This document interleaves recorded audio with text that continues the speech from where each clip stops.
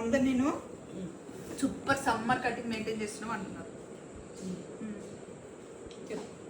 నేనేం చెప్పాలి, నువ్వే చెప్పాలి. అందరు అడిగిండ్రి అనుకుంటుండ్రు అన్నట్టు, అడగకూడదు అడుగుతలేదు.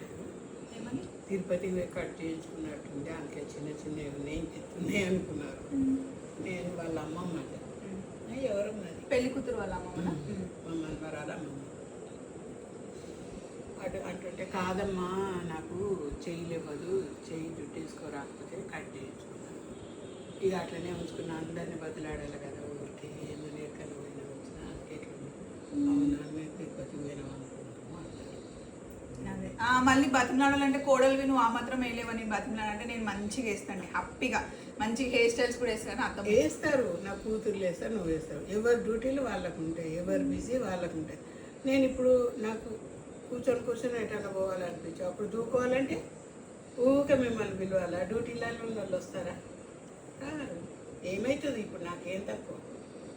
జుట్టు ఒకటే లేదు, ఏం పెళ్లి చేసుకుని ఇట్లా కూడా మస్తు మళ్ళీ పెళ్లి మరి చెప్తున్నాను, పెళ్లి చేసుకునేది లేదు, నన్ను చూసేది లేదు. ముసల్దాన్ని ఎట్లున్నా నడుస్తుంది.